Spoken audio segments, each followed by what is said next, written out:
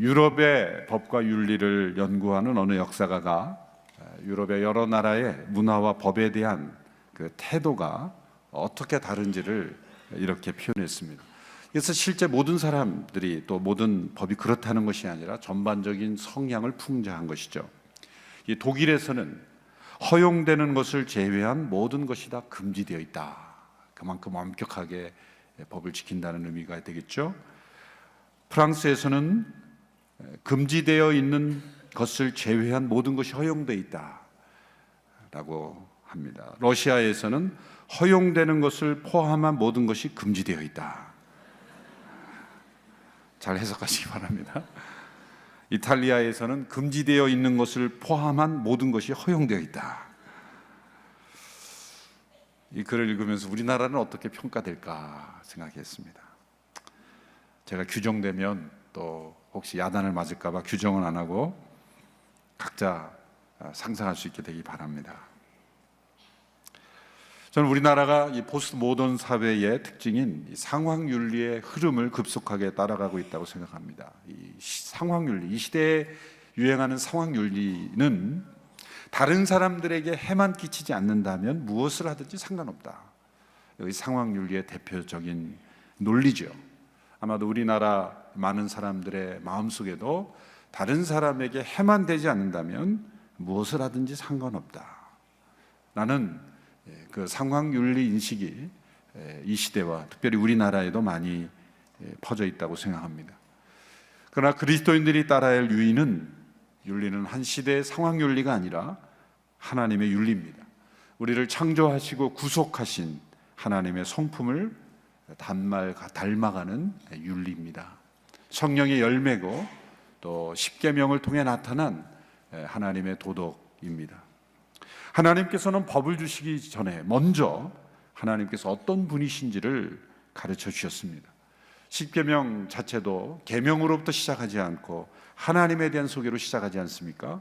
나는 너를 애굽 땅 곧 너희가 종되었던 집에서 인도하여 낸 내 하나님 여호와니라. 그 법 내용도 중요하지만 그 법을 주신 분이 누구신가? 그리고 그 법을 받는 사람들을 위하여 그분이 어떤 일을 하셨는가? 그것이 그 법의 내용을 또한 규정 짓는 것입니다. 하나님께서 어떤 분이시며 그분께서 베푸신 은혜가 어떤 것임을 먼저 말씀하시고 이 법을 주신 이유는 무엇입니까? 이 법을 지킴으로 은혜를 얻어야 한다는 것이 아니라 그 법이 은혜를 얻는 수단이 아니라 그 은혜에 대한 반응, 그 은혜에 대한 책임, 그 은혜에 대한 응답을 말씀하신 것입니다. 왜 이러한 율법이 주어졌는가라는 질문에 단지 하나님이 그렇게 명령하셨으니까 라는 대답만으로는 합당치 않습니다. 하나님께서 먼저 은혜를 베푸시고 그리고 그 법을 지킴으로써 그 하나님의 은혜로운 성품을 닮아가는 것이니까 지켜야 한다라는 대답을 할 수 있어야 합니다. 하나님 이스라엘 백성들을 출애굽을 통해서 자유케 하셨죠. 그런데 왜 자유를 제한하는 법을 주시냐라고 질문할 수 있습니다. 하나님 이스라엘 백성들을 출애굽하게 하심으로써 새로운 하나님의 질서를, 이 세상과 다른 차별된, 구별된 거룩한 하나님의 질서를 세상에 보여주기를 원하셨던 것입니다. 그래서 그들을 특별한 보물이요 제사장 나라요 거룩한 민족이다 라는 정체성을 부여해 주신 것입니다. 그들의 실제 상황은 다릅니다. 그들은 아직 거룩한 민족으로 변화되지 않았습니다. 여전히 광야를 살며 불평하고 있고 불만하고 있고 하나님보다는 이 세상이 크게 보이고 그리고 우상을 섬기는 그런 성향이 짙은 백성에도 불구하고 하나님은 그 백성을 향하여 너희는 거룩한 민족이다, 너희는 제사장 나라다, 그런 정체성을 먼저 부여해 주시는 거죠. 그리고 나서 법을 주십니다.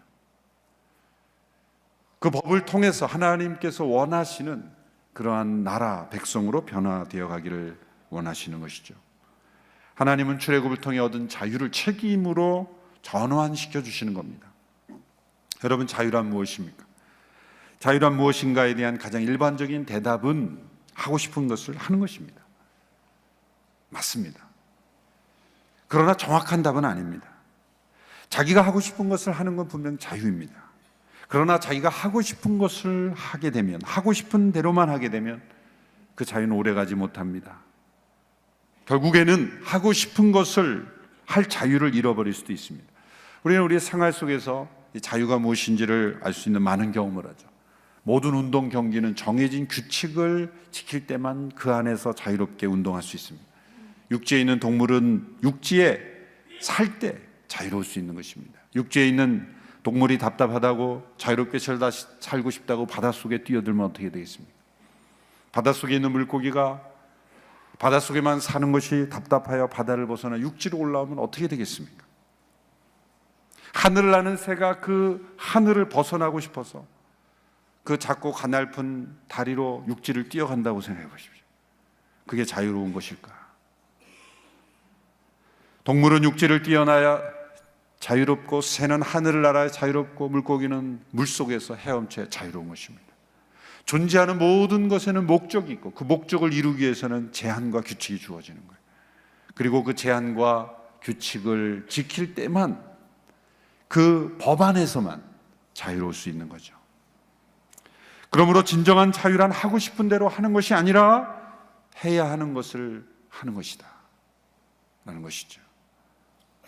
자유란 무엇으로부터 벗어나는 것만이 아니라 무엇으로 향하는 자유인 것입니다. 인간에게 그렇다면 자유는 무엇입니까? 인간이 하고 싶은 대로 하는 것이 인간의 자유가 아닙니다. 인간이 창조된 목적대로 사는 것이 자유인 것입니다. 인간이 창조된 목적대로 살지 못하게 되었습니다. 죄 때문에. 죄 가운데 있는 인간이 스스로 살고 싶은 대로 사는 것이 자유인 줄 알았지만 그런 자유를 잃어버린 오히려 종된 삶이었다는 거죠. 하나님은 죄와 사망으로부터 우리를 건져내셨습니다. 이 세상 모든 사람들이 다 자유인으로 사는 것 같지만 다 죽음의 종으로 삽니다. 죽음의 노예로 삽니다. 죄의 종으로 삽니다. 출애굽이란 바로 죄와 사망의 종된 우리로부터 우리를 자유케 하시는 거예요. 그럼 그것으로부터 나온 것이 자유인가 아닙니다. 하나님을 향하여 하나님께 순종하고 하나님을 사랑하는 창조된 목적으로 나아가야만 진정한 자유인 것입니다. 그러므로 이게 자유란 무엇입니까? 스스로 하고 싶은 대로 사는 것이 아니라 하나님의 생명의 성령의 법을 따라 순종하며 사는 것이 자유입니다. 우리에게 자유는 순종입니다. 하나님에 대한 사랑입니다. 오늘 우리가 함께 읽은 이 출애굽기 21장부터 23장까지는 이제 10계명의 속편이다, 해설편이다, 또 구체적인 적용편이다라고 말할 수가 있습니다. 10계명의 영적 법칙을 어떻게 생활에서 적용할 것인가에 대해서 말씀해 주신 거죠. 그 첫 번째 케이스가 바로 종에 관한 법입니다. 그런데 그 시대 문화에서 한 나라의 일종의 법전인데 제1장에서 종에 관한 규례부터 나오는 것은 매우 이례적이고 매우 특이한 것입니다. 당시에 많은 사람들에게 알려져 있던 이 함무라비 법전이라는 그 법전, 오늘날에도 알려진 그 당시의 법전에는 이 종에 관한 규례가 제일 마지막에 나온다고 합니다. 그만큼 비천하게 여기고 제일 나중에 다뤄도 되는, 그렇게 중요하지 않게 여기는 그런 법이라는 의미를, 상징을 보여주는 거죠. 그런데 하나님께서 이스라엘 백성들에게 주신 10계명은 대헌장과 같은 것이고요, 큰 권리장정과 같은 것이고, 그 다음에 이루어지는 법조문의 제일 첫 번째 장이 종에 관한 규례였다. 이거는 매우 우리에게, 그 순서부터가 우리에게 주는 충격과 도전이 있는 것이죠. 이 오늘날에도 사회윤리적인 시각에서 성경을 보는, 특별히 구약을 보는 분들은 왜 하나님께서 종에 관한 법을 주셨다는 것 자체가 종의 제도를 묵인하고 인정하시는 거 아니냐, 그렇게 도전하고 공격합니다. 하나님께서 차라리 누구든지 노예를 삼지 말라라는 말씀을 주셔야 진짜 하나님의 윤리 아니냐,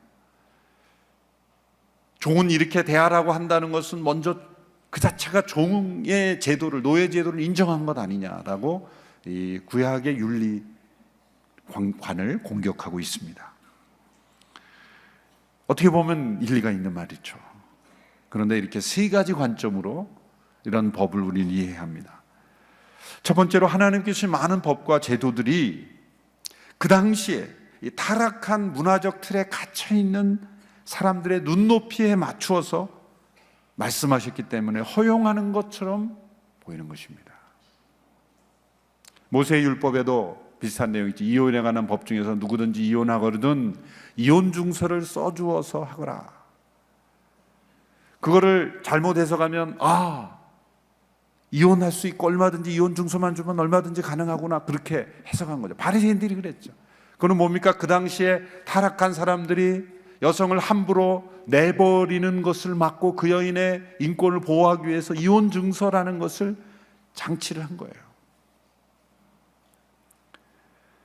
존 칼빈, 종교개혁자 존 칼빈이 이를 적응, 조금 어려운 단어죠. 적응, 어코모데이션, 적응이라는 단어로 설명했어요.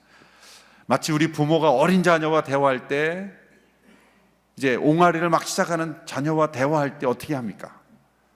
부모도 옹알옹알 해야 돼요. 제가 설교하듯이 그 옹알이 자녀에게 대화하면 인생의 목적은 하나님을 사랑하고 존중하는 것이며, 알겠느냐? 그냥 옹알옹알 모르죠. 그럼 어떻게 같은 수준에서 옹알옹알 해야 되는 거예요. 그러면 그 부모가 옹알옹알 하는 것을 녹음기에 딱 달아가지고 이제 어느 청문회를 하는데 이 사람의 의식 수준은 이 정도입니다 라고 발표를 하면 많은 사람들이 저 사람의 정신 상태는 저거밖에 안 되는데 우리가 저 사람을 지도자로, 말이 안 되는 거죠. 하나님의 윤리의 수준을 그 타락한 그 시대의 사람들에게 맞춰서 하나님이 종을 삼지 말라 해도 그 말을 마음에 새기고 변화받을 수 있는 사람, 수준이 안 되는 그 사람들에게 눈높이에 맞춰서 그냥 옹알이로 말씀해 주시는 거예요. 너희들이 종을 이렇게 해야 된다. 그것을, 이 단계를 세워서 하나님께서 인간과 교통하시는 거예요. 그걸 적응이라는 단어로 설명했죠. 그것은 인정했다는 것이 아니라 하나님께 계단을 놓아주시면서 이끌어 가시는 하나의 방법이죠. 하나님께는 합당하지 않지만 사람들과 소통하시기 위해서 일시적으로 용납하시는 그러한 경우들이 구약에 특별히 많이 많습니다. 적응하시는 하나님을 보여주는 거죠. 두 번째는 당시 이스라엘 민족에게 주신 오늘 본문에 나타난 종의 제도를 볼 때도 다른 제국들의 타락한 노예 제도와는 질적으로 엄청난 차이가 있습니다. 그리스 로마나 또 후에 유럽이나 미국에서 있었던 아프리카의 많은 사람들을 노예 매매하는, 그리고 그들의 인권을 완전히 짓밟는 그 시대의 어떤 노예 제도와는 너무나 차별화된 그러한 제도죠. 일종의 계약 노무자의 성격이라고 할까요? 경제적인 어려움을 통해서 일시적으로 노동을 통해 그들의 빚을 청산하는 어떤 계약직으로 생각해야 하는 것입니다. 근본적인 차이가 있습니다. 그 윤리 수준이 굉장히 높은, 상상을 초월하기 어려운, 그 당시에 고대 근동에 있던 다른 나라들의 제도와는 근본적으로 구별된 그런 내용을 볼 수가 있습니다. 이제 이후에 함께 그 내용을 살펴보겠습니다. 세 번째로, 그러나 하나님께서 이 종에 대한 규례를 주실 때는 거의 당대는 금지하는 효과를 가질 정도로 엄격했을 뿐만 아니라 후대에는 궁극적으로 그 제도를 폐지하는, 그 자체가 없어지도록 하는 의도를 가진 제도였다는 거예요. 하나님께서는 결코 이 종의 제도를 하나님의 창조 질서의 일부로 간주하시진 않습니다. 그것을 보여주기 위해서 어쩌면 지키기 어려울 정도로 파격적인 보호와 권리를 말씀하신 것입니다. 다른 문화의 제도들에서는 노예의 운명은 노예주에게 전적으로 달린 거예요. 재산과 같은 거예요. 모든 처분이 다 주인에게 달려 있는 거예요. 주인이 죽일 수도 있고 살릴 수도 있고 마음대로 팔 수도 있고 어떠한 제도도 없이 주인의 생각이 곧 법이었습니다. 그러나 하나님께서는 첫 번째 내용에서 이 종의 지위와 보호를 그 당시로 볼 때는 급진적일 정도로 차원이 다른 법을 만들어 주셨습니다. 이제 구체적인 내용을 1절에 11절의 말씀, 이 내용이 21장 전체가 종에 대한 규례인데 1절부터 11절까지의 내용만 우리가 함께 살펴보겠습니다. 이 내용만 봐도 이 종이 주인과 동등한 인격을 가진 종에 대한 평등과 사랑의 원칙을 말씀하고 있습니다. 첫 번째 중요한 원칙은 2절에 나와 있습니다. 2절 말씀 우리 같이 한번 읽어볼까요? 21장 2절 시작. 만일 내가 히브리 종을 사면 그는 6년 동안 너를 섬겨야 한다. 그러나 7년째에는 그가 대가 없이 자유롭게 나갈 것이다. 6년 상한제죠. 어떠한 이유로 인해서 종이 되었든지가, 이건 남자 종에 일단 해당하는 겁니다. 6년 이상은 종살이를 하지 못하도록 되어 있어요. 그 금액이 아무리 많고 또 어떠한 이유에 있었든지 간에 6년까지만 종살이를 하고 제 7년째는 대가 없이 무조건 자유인이 되는 것입니다. 학자들 간에는 이 7년째가 매 안식년 7년마다 돌아오는 이스라엘의 율법에 있는 안식년의 주기인가 아니면 종이 된 이로부터 7년째인가, 거기에 대해서는 의견이 좀 다릅니다. 오늘 본문을 보면 이제 6년 동안 섬겨야 된다 그랬는데 또 한편에서는 안식년 주기로 말씀하신 것이라는 주장도 만만치 않습니다. 그러나 어떤 경우에든지 간에 6년은 넘을 수 없다. 만약 안식년 주기로 이것을 해석한다면 1, 2년만 섬겨도 안식년이 돌아오면 끝나는 거죠. 근데 이것은 경제적인 빚의 관계도 마찬가지입니다. 누구에게 빚을 지면 이제 7년씩 7번 돌아오는 희년이 되는 안식년에는 모든 빚이 다 탕감이 됩니다. 그럼 많은 사람들이 이렇게 거꾸로 악하게 생각하겠죠. 그러면 안식년 되기 바로 전에는 많은 빚을 지고 이제 내년에는 안식년 되니까 그냥 탕감받으면 되겠다, 그렇게 생각할 수 있어요. 여러분 표정 보니까 그런 생각 난 안 해봤는데, 제가 굉장히 악한 사람이죠. 저는 안식년에 빚 탕감 제도를 볼 때 그러면 그 안식년 직전에 돈을 많이 빌리고 이제 내년에 탕감이니까 그런 사람이 나오겠네? 나올 수 있겠죠. 그렇게 생각합니다. 그럼 거꾸로 생각하세요. 그럼 누가 함부로 빌려준대요? 그 법을 아는 사람이 이제 연말에 빌려주면 내년에 안식년 돌아오면은 그거 못 받을 게 뻔한데 누가 그렇게 빌려준답니까? 그러니까 그건 뭐냐면, 만일 빌려준다면 내가 주는 것으로 생각하고 빌려주는 거죠. 그 정도로 빚을 제한하는 거예요. 그래서 자동적으로 서로 간에 원한을 살 만한 빚을 차단시킬 뿐만 아니라, 그리고 어려운 상황에 있다면 그냥 거저 도와준다. 받을 수 있으면 좋고 못 받으면 할 수 없고 라는 차원의 어떤 긍휼과 사랑으로 하나 될 수 있는 기가 막힌 제도가 운행되고 있었다는 거예요.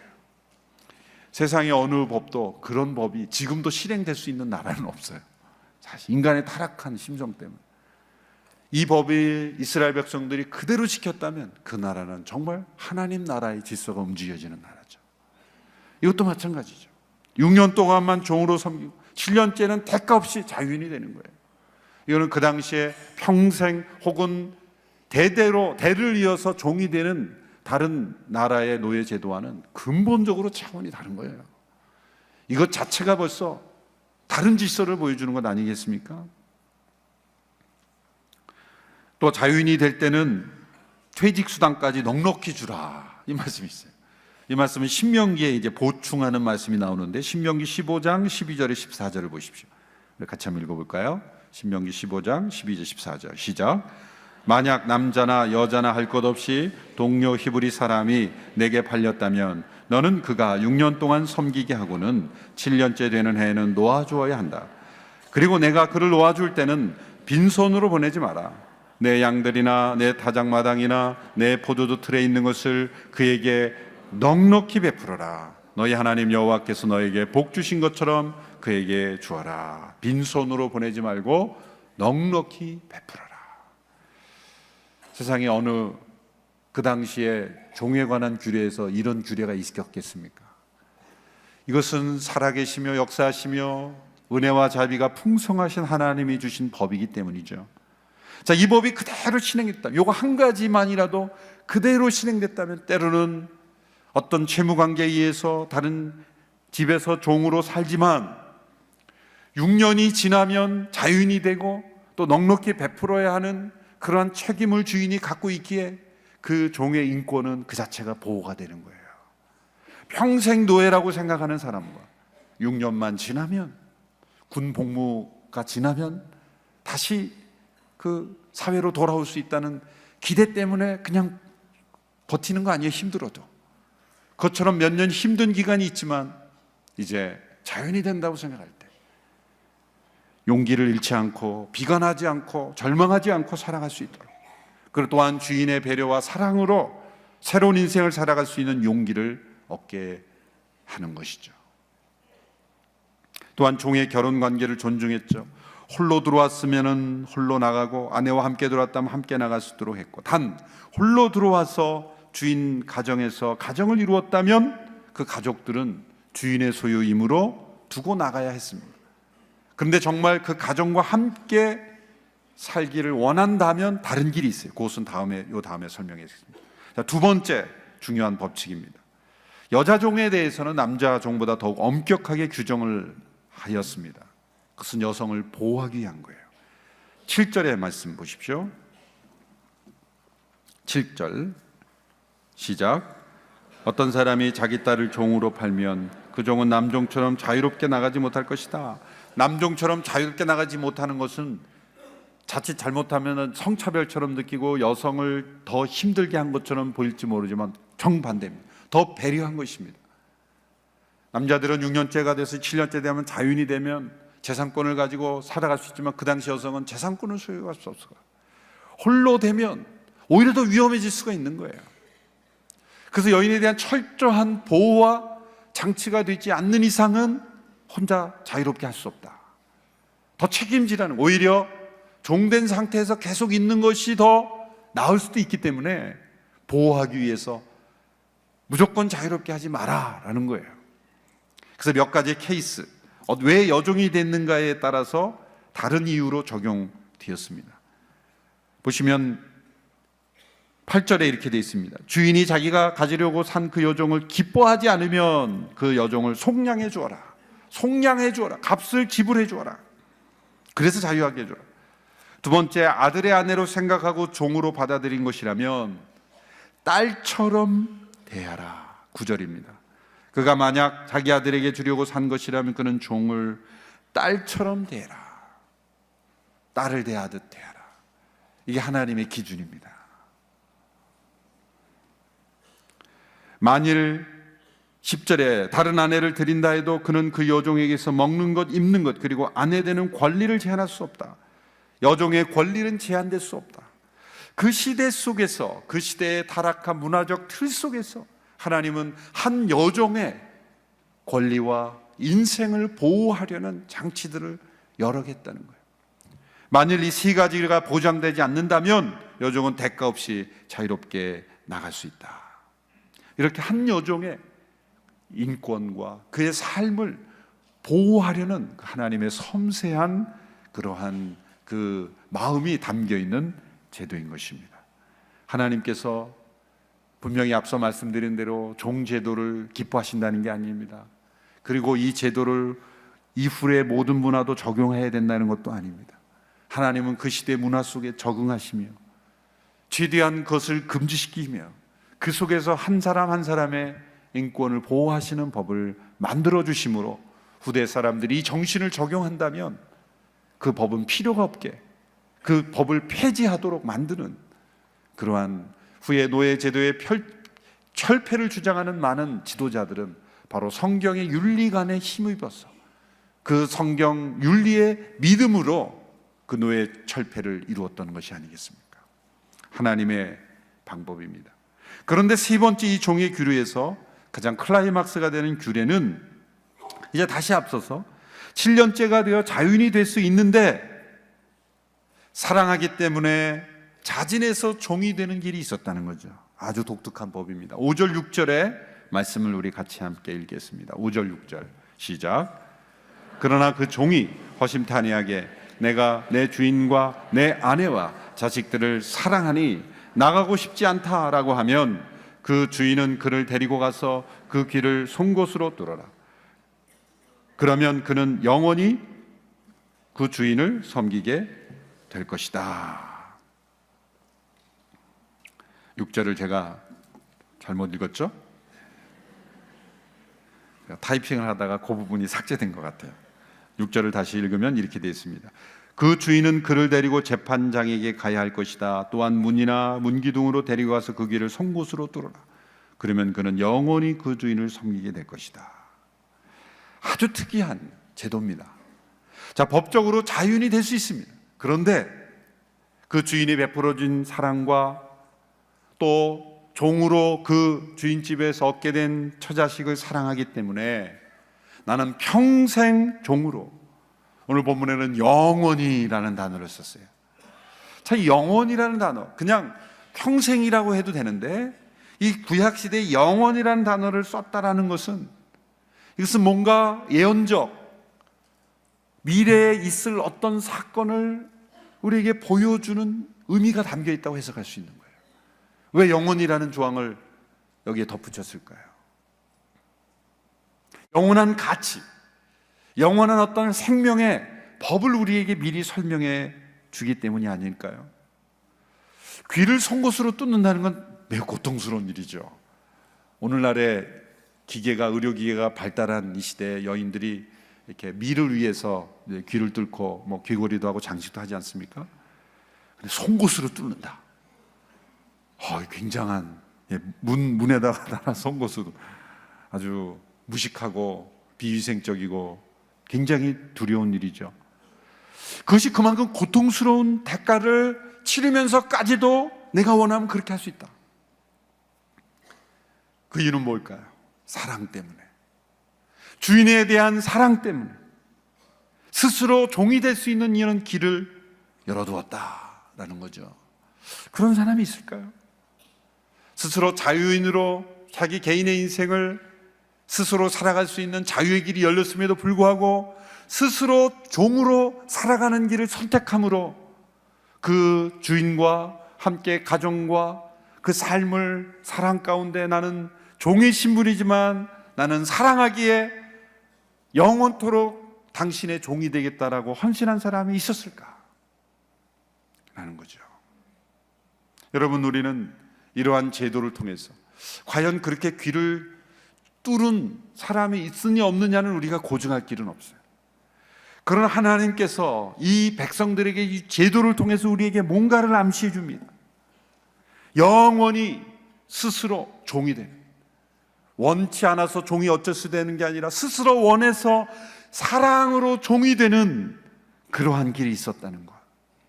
우리에게 어떤 모형, 예언을 보여주는 거죠.